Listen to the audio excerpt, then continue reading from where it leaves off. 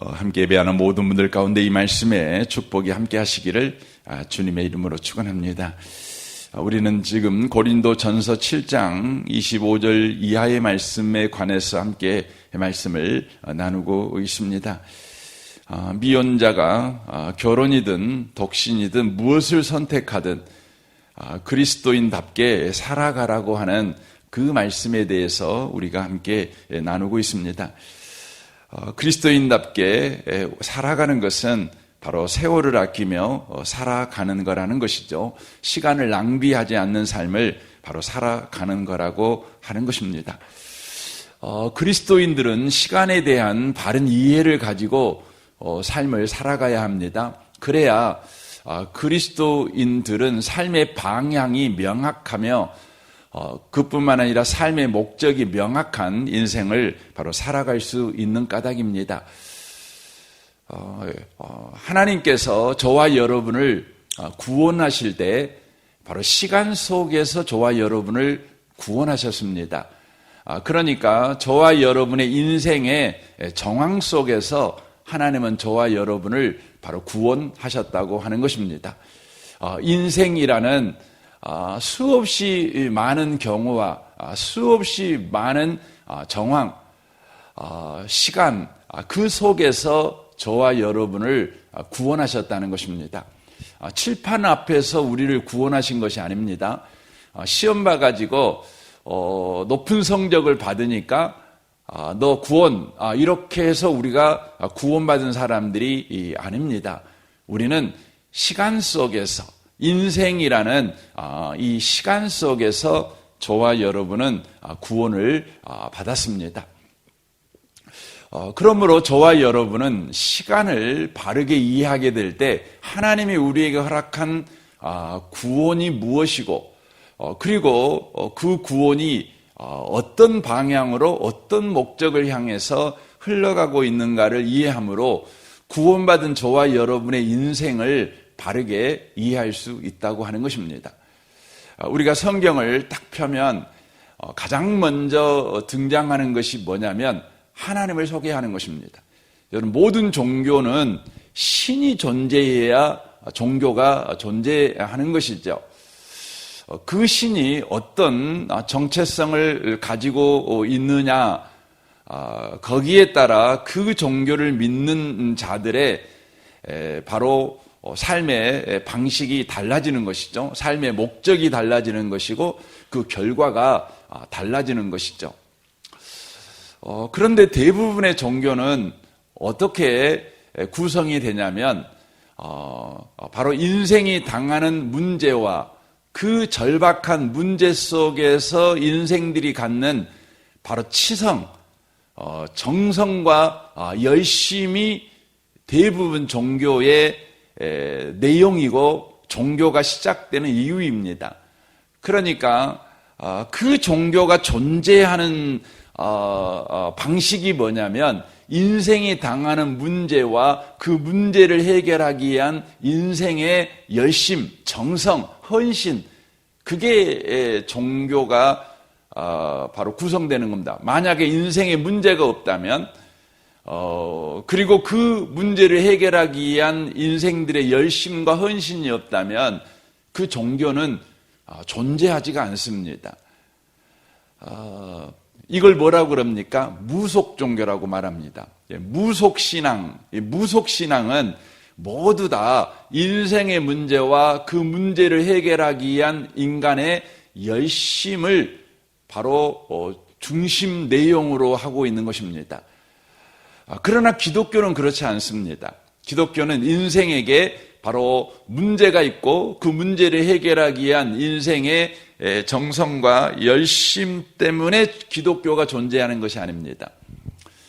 기독교는 어떻게 존재하냐면 이 성경 때문에 기독교가 존재하죠. 그런데 이 성경의 첫 마디 그리고 이 성경 전체가 계속해서 우리에게 바로 말하고 있는 게 뭐냐면 하나님이 누구이신가를 말하고 있는 것입니다.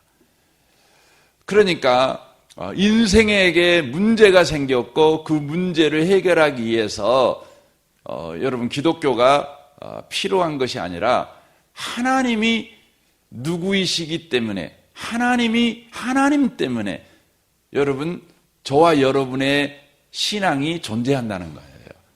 굉장히 중요한 것입니다. 그러니까 여러분과 제가 문제가 있든 없든, 내가 죄인이든 죄인이 아니든 간에 저와 여러분의 인생에 하나님이 계신 까닭에 우리는 신앙을 가지고 살게 되었다는 것입니다. 이게 성경의 시작입니다. 그런데 성경이 하나님을 소개할 때에 그 하나님에 대한 첫 번째 소개가 뭐냐면 이겁니다. 태초에 하나님이 천지를 창조하시니라, 이렇게 되어 있어요. 하나님께서 누구신가 이렇게 소개할 때에 그 하나님은 천지를 창조하신 분이시다, 이렇게 소개하는데, 천지를 언제 창조하셨냐? 그러면 태초에 창조하셨다, 이렇게 이야기를 합니다. 그 말은 어떤 의미의 말이냐면 시간의 시작을 이야기하는 것인데, 하나님이 하늘과 땅을 창조하셨는데 바로 그와 더불어서 뭘 창조하셨냐면 시간을 창조하셨다는 것을 말하는 것입니다. 세상의 자연주의 종교에서는 시간이라는 것은 창조된 것이 아닙니다. 원래 있었던 것입니다. 시간은 원래 영원히 존재했던 것입니다. 영원히 존재한 것입니다. 그래서 시간은 시작이 있고 끝이 없습니다. 영원히 이렇게 존재하는 거예요. 그러니까 자연주의 종교의 가장 대표적인 종교가 불교인데, 불교에서는 시작도 없고 끝도 없잖아요. 계속 돌죠. 온불교도 불교에서 나왔으니까 온불교의 표시가 뭡니까? 온 아닙니까? 온 이렇게 계속 시작도 없고 끝도 없고 이렇게 도는 것입니다. 그런데 성경은 뭘 이야기를 하냐면 태초에 이렇게 시작합니다. 시작을 가르칩니다. 시간도 바로 하나님에 의해서 시작되었다, 그렇게 말합니다. 그리고 시작된 그 시간이 하나님에 의해서 시작되었는데, 그 시간을 창조하신 하나님은 바로 생각을 가지신 하나님이시다, 목적을 가지신 하나님이시다. 그러므로 시간을 괜히 만드신 것이 아니라 바로 시간을 가지고 이루실 목적이 있어서 시간을 만드신 것이다. 그러므로 그 목적이 이루어지면 어떻게 되는 거죠? 시간이 필요 없는 거예요. 시간이 필요하니까 시간을 하나님께서 창조하셨죠. 그러면 그 시간을 만드신 목적이 무엇입니까? 성경은 우리에게 말씀합니다. 저와 여러분의 구원입니다. 근데 그 구원이 뭐죠? 에베소서 1장에 보니까 이렇게 기록이 되어 있는 걸 봅니다. 여러분 지금 에베소서를 우리가 읽었으니까 바로 1장을 보시면 1장 3절을 한번 봐보시겠어요? 1장 3절, 4절 쭉 6절까지 한번 보겠습니다. 3절부터 찬송하리로다. 하나님 곧 우리 주 예수 그리스도의 아버지께서 그리스도 안에서 하늘에 속한 모든 신령한 복을 우리에게 주시되, 곧 창세 전에, 그러니까 창세전이라는 말이 무슨 말이냐면 세상이 창조되기 전에, 근데 거기 세상 안에는 무엇도 들어가 있어요? 시간도 들어가 있어요. 그러니까 시간이 창조되기 전에 그리스도 안에서 우리를 택하사 우리로 사랑 안에서 그 앞에 거룩하고 흠이 없게 하시려고 그 기쁘신 뜻대로 우리를 애정하사 예수 그리스도로 말미암아 자기 아들들이 되게 하셨으니, 이는 그가 사랑하는 자 안에서 우리에게 거저주신 바 그의 은혜의 영광을 찬송하게 하려는 것이라 라고 돼 있어요. 그러니까 시간이 창조되기 전에 하나님께서 저와 여러분을 향해서 위대한 계획을 세우셨어요. 그 계획의 궁극적인 목적이 뭐냐면 예수 안에서 저와 여러분을 구원하셔서 바로 하나님의 은혜의 영광을 찬송하는 자가 되게 하시기 위해서. 하나님의 은혜의 하나님이시다. 하나님은 우리에게 하나님에게 속한 그 영광을 은혜로 우리에게 주시는 분이시다. 우리가 그 영광의 은혜로 참여하게 되었다. 그것을 찬송하는 자, 찬송한다는 건 자랑하는 자예요.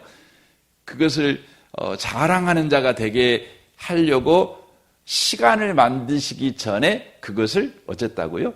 계획하셨어요. 그리고는요, 그 계획을 이루시기 위해서 뭘 만드셨다고요? 시간을 창조하셨어요. 시간만 창조한 게 아니에요. 이 세상도 창조하셨어요. 그러니까 세상은 뭘 말하죠? 장소를 말하죠. 시간은 시간과 여러분 장소가 만나는 그 지점이 뭐죠? 오늘이에요, 오늘. 지금이에요. 그렇죠? 여러분, 시간과 장소가 만나는 지점이 뭐냐면 오늘이고 내가 지금 존재하는 인생이에요. 그렇죠? 시간과 장소, 시간과 공간. 여러분, 과거는 흘러간 시간이잖아요. 근데 흘러간 시간과 공간이 만난 것이죠. 미래는 아직 오지 않는 시간과 공간이 만나는 것이죠. 근데 지금은 뭡니까? 바로 현재의 시간과 현재의 공간이 만난 것이죠. 그게 지금이죠. 그러니까 인생이라고 하는 것은 보면 시간과 공간이 만나는 곳에서 저와 여러분이 살아가는 것, 이게 인생이라고 하는 것이죠. 하나님께서 시간과 공간이 만들어지기 전에 저와 여러분을 향한 위대한 계획을 세우시고 그 계획을 이루시기 위해서 뭘 주셨다고요? 시간과 공간을 주신 거예요. 한마디로 말하면 인생을 저와 여러분에게 허락하신 것입니다. 그래서 인생이라고 하는 것은 하나님께서 예수 안에서 저와 여러분에게 바로 하나님의 영광에 참여하는 바로 은혜를 허락하시기 위해서 저와 여러분에게 바로 허락한 거라는 것이죠. 시간과 공간을. 그러면 시간과 공간을 우리는 어떻게 써야 되는 거죠? 하나님이 하나님의 영광에 참여하도록 은혜를 주시는 시간과 공간으로 우리는 시간과 공간을 써야 돼요. 인생을 써야 되는 것입니다. 그게 뭐죠? 시간을 바로 낭비하지 않는 것입니다. 시간을 아끼는 것입니다. 그런데요, 아담과 하와가 어떻게 했습니까? 아담과 하와가 하나님께서 하나님의 영광에 참여하는 방식이 뭐라고요? 예수로 우리에게 허락하는 은혜예요, 은혜. 은혜의 영광을 찬송한다는 말이 하나님의 영광에 은혜로 참여하게 했다는 것을 내가 자랑하게 하는 거예요. 이게 우리를 향한 하나님의 인생 목적이에요. 근데 아담이 하나님의 영광에 참여하기 위해서 누구 말을 듣죠? 마귀 말을 들어요. 그러니까 하나님은 그랬잖아요. 너 내 말만 잘 들어. 그냥 내가 너에게 말한 대로 에덴 동산에서 너 살아. 근데 에덴 동산은 하나님이 어떻게 주신 거죠? 에덴 동산에 온갖 과일이 있고 온갖 풍성한 것들이 있는데 그거 다 어떻게 주신 거죠? 은혜로 주셨어요. 그래서 성경에 보시면 하나님께서 아담과 하와를 창조하기 전에 뭘 만드셨어요? 성경 모르십니까? 창세기 2장에 보시면 하나님께서 먼저 에덴 동산을 만드셨어요. 에덴 동산을. 이 지구 전체가 에덴 동산이 아니에요. 동쪽 한 곳에 에덴이란 동산을 딱 만드셨어요. 그리고는요, 아담과 하와를 만드시고 그곳으로 그들을 이끄셨어요. 그래서 에덴 동산에 살게 하신 거죠. 그래서 에덴 동산은 아담과 하와가 노력해서 노동해서 만들어낸 동산이 아니라 하나님이 은혜로 주신 것이에요. 은혜로 주신 거예요. 그리고는 말씀하잖아요. 한가운데인 선악을 알게 남의 열을 먹지 마. 그럼 너 죽어. 이렇게 말을 해요. 이 말은 뭐냐면 네가 에덴 동산에서 계속 사는 방법은 하나님과의 관계 안에서만 가능해. 하나님과의 바른 관계 안에서만 가능한 거야 라고 경계를 그어주신 거예요. 경계. 하나님의 은혜로만 이게 가능해. 하나님 떠나면 안 돼. 이렇게 경계를 그어주신 거죠. 근데 마귀 가서 말하잖아요. 뭐라고 말합니까? 네가 하나님 돼버려. 네가 선악과를 따먹는 선택을 통해, 너의 헌신을 통해. 여러분, 아담과 하와가 선악과를 따먹으려면 어떤 여러분 그 각오를 해야 돼요? 어떤 각오를 해요? 죽을 각오를 해야 돼요. 하나님이 따먹으면 죽는다 그랬잖아요. 그러니까 그거 따먹으려면요, 죽을 각오해야 돼요. 여러분, 사람이 죽을 각오한다는 건 굉장한 헌신입니다. 안 그렇습니까? 좀 죽을 각오를 해야 돼요. 그럼에도 불구하고 마귀가 말했다고 너 하나님 돼. 네가 죽을 각오하고 선악과 따먹으면 너 하나님이 되는 거야. 여러분, 세상의 종교가요 다 그걸 가르쳐요. 네가 죽을 각오하고 40일 금식해봐. 네가 죽을 각오하고 10년 동안 행감치고 양반다리하고 뒤로 눕지 말고 해봐. 도 깨우쳐. 이런 거 가르쳐요. 네가 죽을 각오하고 공부해봐. 네가 죽을 각오하고 뭐 해봐. 그럼 너 성공해. 너는 위대한 사람이 될 거야. 가르치는 겁니다. 그러니까 인간 스스로 하나님이 될 수 있다는 거죠. 인간이 죽을 각오를 하고 덤벼들면 못할 일이 없다는 거예요. 그래가지고 어떻게 됩니까? 하잖아요. 따먹습니다. 그래가지고 어떻게 됩니까? 하나님이 됩니까? 아니죠. 자기 자신들이 얼마나 연약한 존재인지를 알게 돼요. 그러니까 죽을 각오하고 하나님의 말씀을 어겼어요. 죽을 각오하고 자기들이 원하는 걸 쟁취했다고요.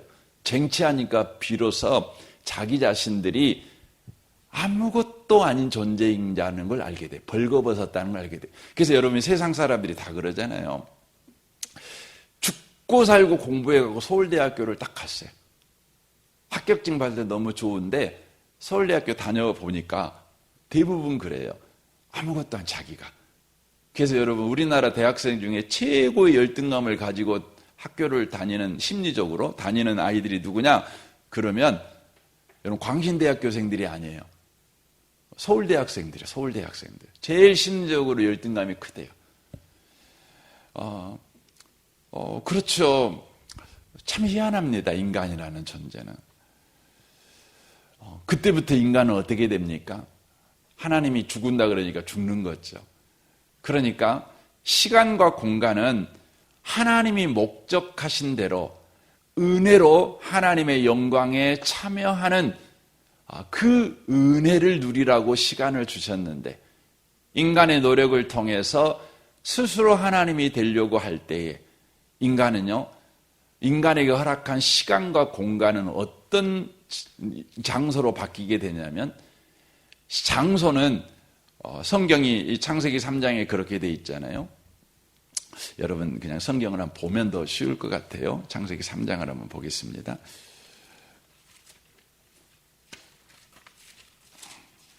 시간과 장소가 어떻게 바뀌는가 한번 여러분 봐보세요. 창세기 3장 17절입니다. 17절부터 19절까지 보시면 됩니다. 창세기 3장입니다. 우리 같이 한번 읽겠습니다. 아담에게 이르되 네가 내 아내의 말을 듣고 내가 내게 먹지 말라 한 나무의 열매를 먹었은즉 땅은 너로 말미암아 저주를 받고 너는 평생에 수고하여야 그 소산을 먹으리라. 땅이 내게 가시덤불과 엉겅퀴를 낼 것이라. 내가 먹을 것은 밭의 채소인즉 네가 흙으로 돌아갈 때까지 얼굴에 땀을 흘려야 먹을 것을 먹으리라. 네가 그에게서 취함을 얻어 입었으니라 너는 흙이니 흙으로 돌아갈 것이니라 하시니라 라고 돼 있어요. 여기 보면 시간과 장소가 바뀌어버리죠.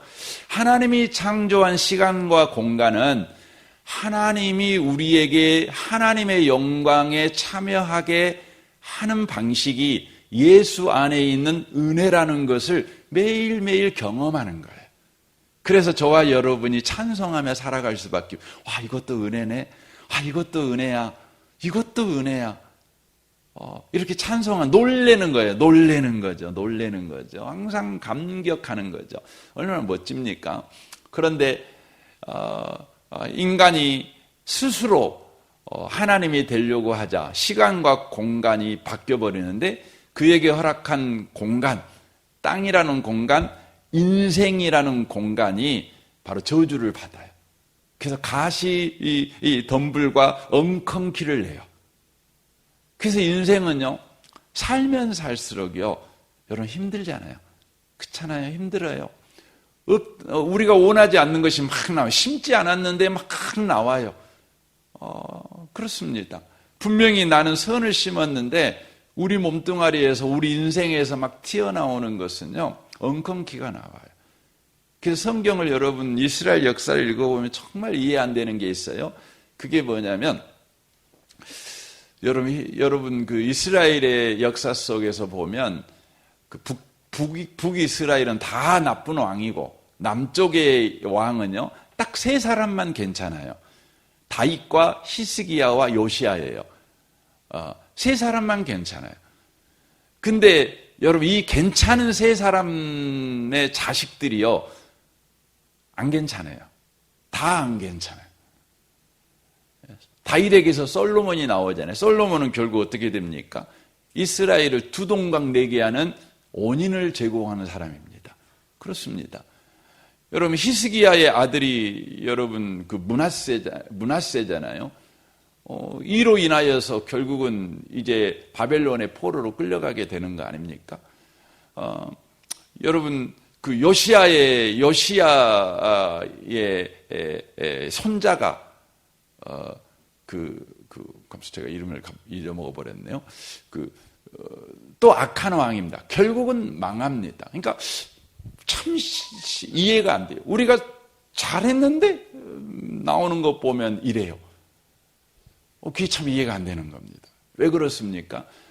성경이 말하는 것입니다. 그리고 우리의 인생 1살, 2살, 3살, 4살 이렇게 100살 인생을 사는 것이 다 뭐냐 흙으로 돌아가는 거예요. 그러니까 우리의 인생이요 결국 병들고 늙어가고 죽어가는 시간이 돼버린 거예요.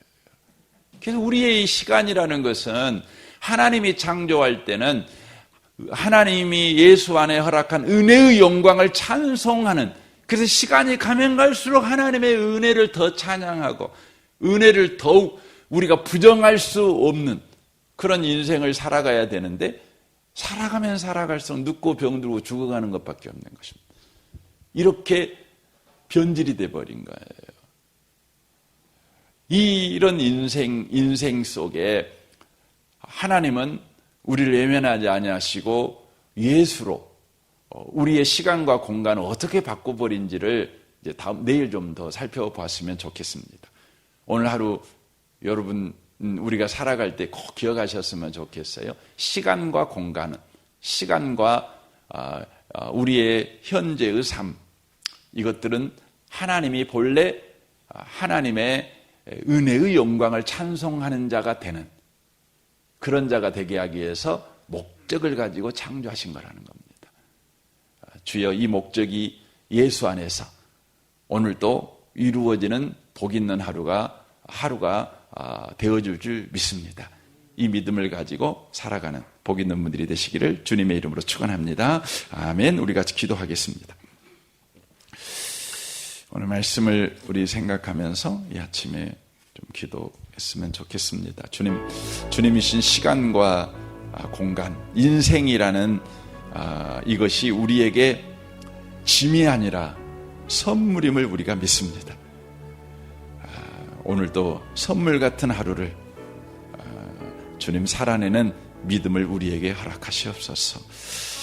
우리 단기 선교팀 지금 태국 그래서 지금 사역하고 계실 것인데 하나님께서 한 분 한 분에게 은혜를 허락하셔서 건강 가운데 또 성령의 하나됨을 굳게 지키는 그런 단기 선교, 은혜의 통로로 그렇게 쓰임받는 단기 선교팀이 되게 해 주옵소서. 음식도 잘 드시게 하시고 잠자리도 잠도 푹 주무시도록 주님이 축복해 주십시오. 우리 성도들을 위해서 여러분의 가정과 직장 생활을 위해 또 우리 아동부, 우리 윤덕 전사님과 우리 아동부 아이들을 위해서 우리 샤인 코스 게스트들과 섬김이들을 위해서 용복마을 우리 장로님과 순장 순원들을 위해서 이 나라 이 민족과 북한과 열방을 위해서 지금 세계 도처에서 일어나고 있는 전쟁 속에서 하나님 고통받지 않게 하십시오. 요즘 저는 방송을 보면서 어린아이와 여자들이 죽는 것에 대해서는 굉장히 분노하지만 군인이 죽는 것에 대해서는 당연하게 생각합니다. 아닙니다. 누구도 죽어서는 안 됩니다. 여러분, 군인도요, 누군가의 아버지고 누군가의 자식입니다.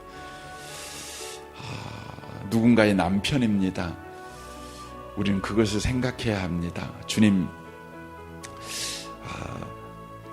전쟁 속에서 주의 은혜가 있기를 원합니다. 주의 지키심이 있기를 원합니다. 속히 평화의 나를 허락하여 주옵소서. 우리 평화를 좀 구하시면 좋겠습니다. 우리나라도 늘 위험지역에 있죠. 당장 오늘이라도 전쟁 나도 이상하지 않은 나라가 우리나라입니다. 하나님의 눈동자같이 보호하시는 은혜가 필요합니다. 주님께서 1초라도 애매해 보시신다면 여러분, 이 나라는 여러분 전쟁터입니다. 불바다입니다. 여러분, 북한의 장사포라고 그럽니까? 그게 여러분 서울을 향해서 여러분 20만 발이 스위치만 누르면 날아오게 된 나라가 우리나라입니다. 강주도 마찬가지죠. 주님, 주님의 은혜로 이 나라가 계속해서 덮여지고 있사오니 이것을 우리가 놓치지 않고 계속해서 주의 은혜를 구하는 우리가 되게 주옵소서.